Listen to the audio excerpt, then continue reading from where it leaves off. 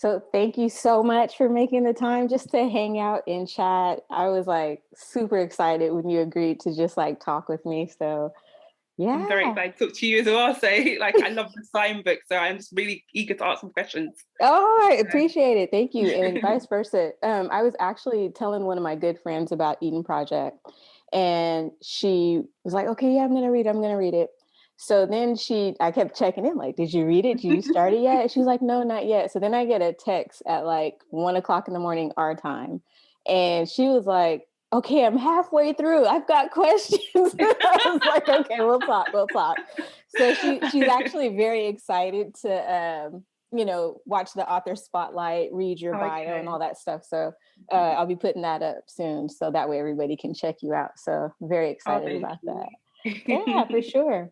So I guess the first thing that I wanted to just give you the floor just to kind of introduce yourself, anything you want the readers to know or anybody who reads the author spotlight. So the floor is yours. Okay, so my name is Annabelle Nartey, and I started my career in finance, actually doing accounting, and I did that for a while, and I was unsatisfied with it.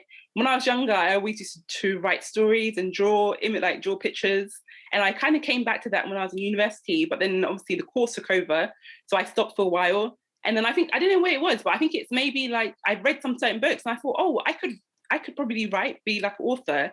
So I looked into it, and then I wrote a few books, and I thought, okay, this is something I would really love to do as a career, whether it be a side hustle or something that I do. It's like a main job, but I really enjoy writing books. So the Eden Project is my debut novel, but I have written one or two books prior to that. So, Okay. but they're shelved at the moment. I'm not going to come back to because they were romance stories. I'm not sure if that's my genre, so I'm Okay. trying to stick to something that I'm, like build a path in fantasy and sci-fi.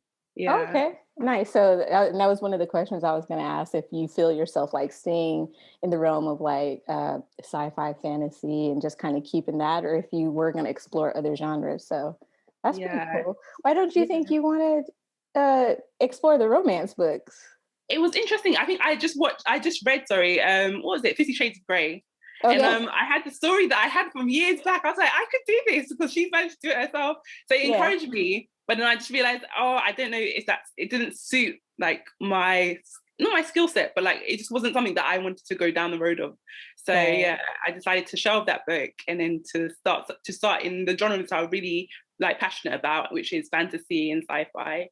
So Okay. yeah, That's yeah. good. What do you think are some of your like inspirations for the genre? Like growing up, did you watch anything or read any particular books? Yeah. I mean, I loved the Lord of the Rings, the film, the movie. I didn't Oh get to yeah. watch the whole book, yeah, but I loved that big fantasy. And then like Star Wars was had a big Oh, impact on me. okay. So we're friends officially now. Like I'm such a Star Yeah. Wars geek. Yeah. So I just remember watching the films. I do need to watch them again because it's been a while since I watched them last. But like, yeah, so it's just like just going into like other worlds and exploring things. I mean, I love the Harry Potter series as well. So it's Yeah. like just anything fantasy. I realized I was really, attached to that. When Harry Potter came out, that was when I really sat down and started to like really try and attempt to write my own stories. And I Okay. remember my sister probably thinks that I was going crazy then, but like I'd read the book, go sit on a computer, write for like an hour, Were you go doing back to like the book, read a little bit more. were you doing like fanfic or you were just writing your own No, projects? it was a separate story. I don't even know if I'll come Nice. back to that writing that story, but it's a very separate story from that. But like maybe one day in the future I'll revisit it. Yeah. And But yeah, I yeah. mean, I think segueing right real quick back to you, I saw so much of the world building for Eden Project, and I just like I wanted more, like because I had got burnt out on reading fantasy because I also do beta reading. And Oh, so I was getting inundated with like fantasy. I was like, I don't want to read anymore. I don't want to, I don't. And so, but then it's like I sat down and it was so much more than what I thank thought it was going you. to be. And so, Thank and then I'm getting connected to the different characters. And then like it became like I couldn't put it down. I'm like in the car in between, picking up and dropping off, and I'm like reading. I'm like, so Oh I just wow. couldn't put it down. So, what was some of the inspiration directly tied to Eden Project? Like, how'd you come up with the concept? Because what I thought I was reading turned out to be something completely different.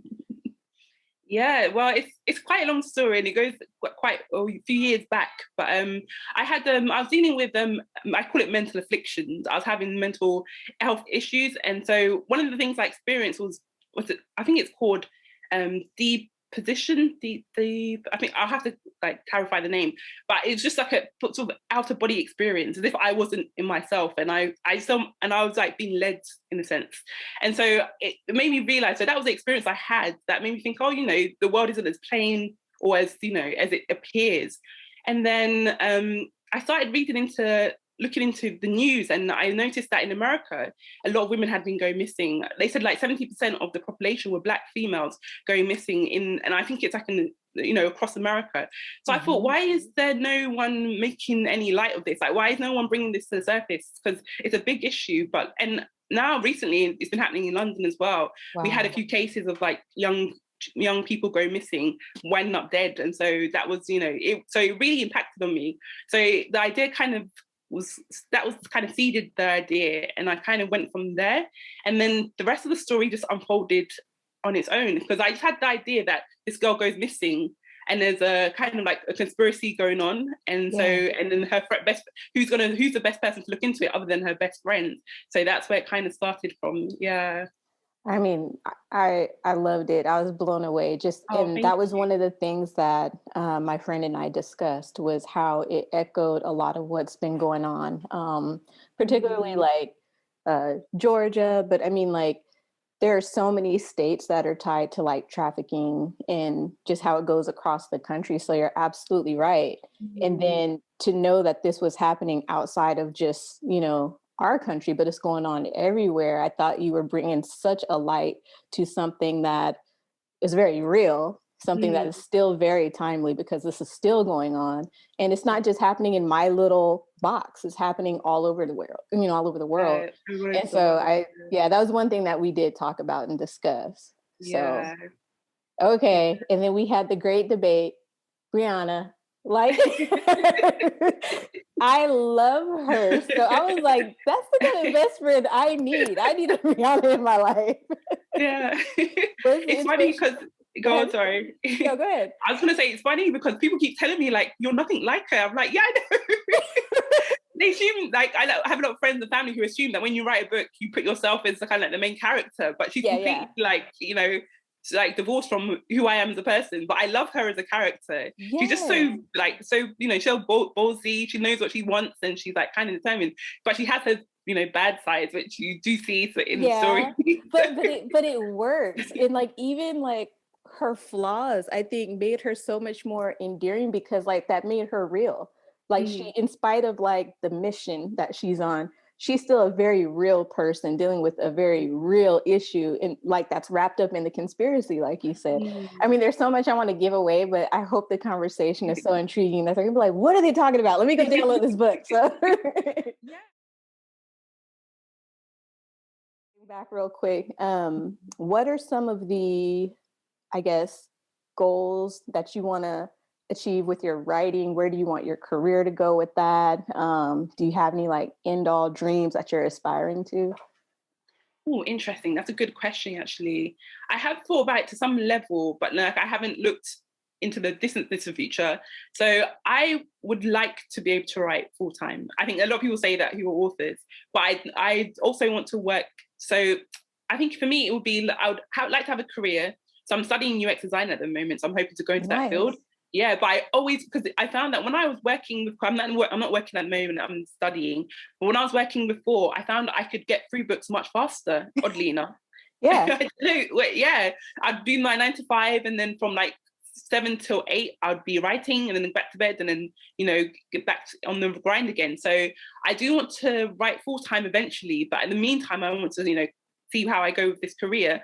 I want to carry on writing books. Like, I love writing books. I always want to be writing. So in terms of career path, I would like to continue writing fantasy / sci-fi books, because I love that. I'm very passionate about that field. And then I don't know, because I've been hearing things about, thank you. I've been hearing things about, dead genres. And some Yeah. people are saying that YA is oversaturated. And Yeah. I'm like, Yeah. I don't know. I can see so many different options in terms of like all different kinds of realities that could be expressed through writing fantasy. And I don't think they've been covered. And I think we see, we don't see people of color, minority groups who are really making it big in those fields. And so I'm like, I would love to be able to make a name for myself as a fantasy writer or sci-fi/fantasy writer. And I do plan to do like some contemporary fantasy books, so set in this world, but then they have some magical elements about them, or like they explore other realms, sort of thing. Yeah. So that's what I hope to do. I want to establish a really good career. I love to have people who are like diehard fans in my book. That would be amazing. And yeah, I just love to see it in stores. That would be great. That would be amazing. Yeah. Well, I think you're well on your way, and I won't give any spoilers, but what you allowed me to read, I'm not going to give you any spoilers, but the book that you just allowed me to read, excuse me, it very much echoed like some of the greats in the genre, like N.K. Jemisin, who is, one of my favorites, and Octavia Butler, but particularly N.K. Jemisin, it very much echoed like The City We Became and books like that. And so like you've got a fan out of me. And so I compare me to, oh Jesus.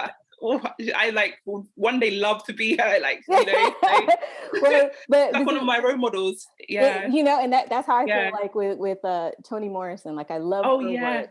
Yes. But like I think with you, it's like you're already on the path, and like I can see the echoes that are kind of like, it's very reminiscent of things that I've read from her, but yet it's yours, which makes it completely unique. You know what I'm saying? That's what I love. That's what I love. But I completely agree with you in regards to like, YA being overly saturated, not enough authors of color. I think there is a movement that I've seen in the past few years with authors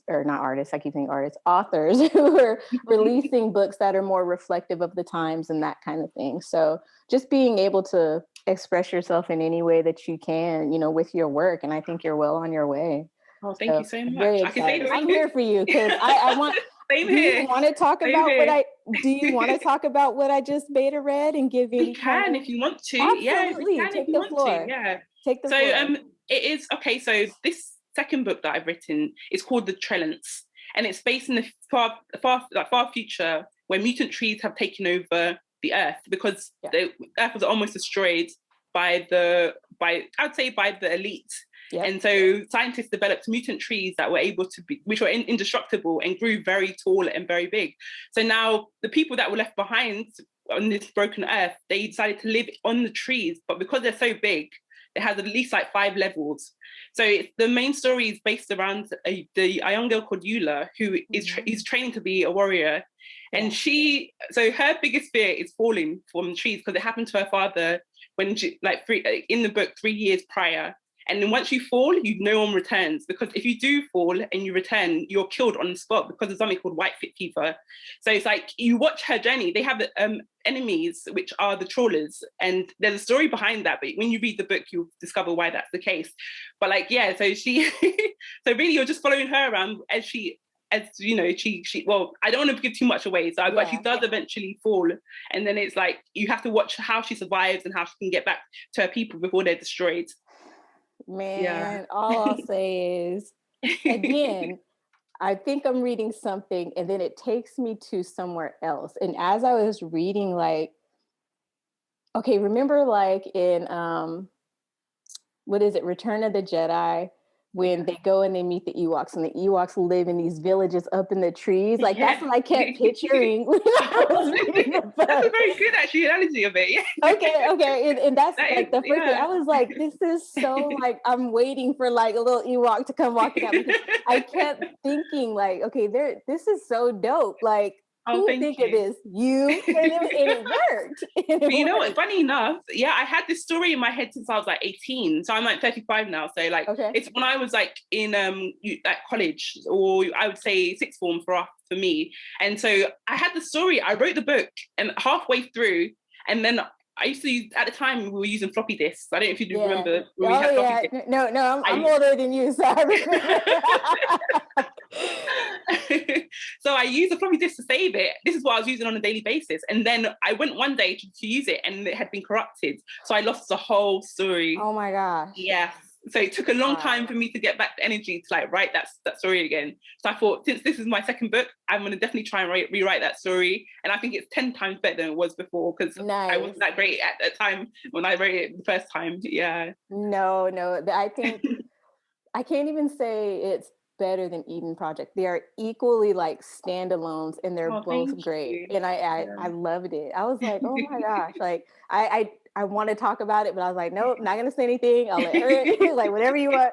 But no, yeah, I'm very glad that we connected. I would love to continue just this journey, and being able to witness your growth and your journey. To me, like that's amazing. I would love to be a part of it. Same here for you as well. Like, thank you. I can't wait to read the rest of your books. I'm just like, give me more.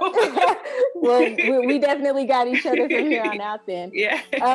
Where do you want people to connect with you? Social media, website? What? Go ahead, and then we'll go ahead and get all that information out too on the website.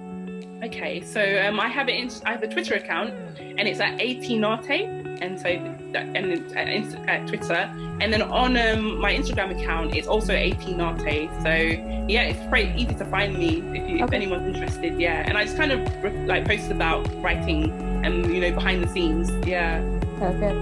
I know, like I said before, I'm such an introvert. Like this whole social media thing is very hard. Like I'm trying to be consistent, but at the same time, I don't know what to post. So yeah. All right. Well, excuse me. Thank you so much for just spending a few minutes with me. I can't wait for everybody to jump into Eden Project and everything else that you have coming. Yeah, and I hope we get to do this again with your next book release, and then just spreading the word, because you're a phenomenal author, and I'm very, very grateful to have met you. Thank you very much, and thank you as well. Yeah. All righty. Okay.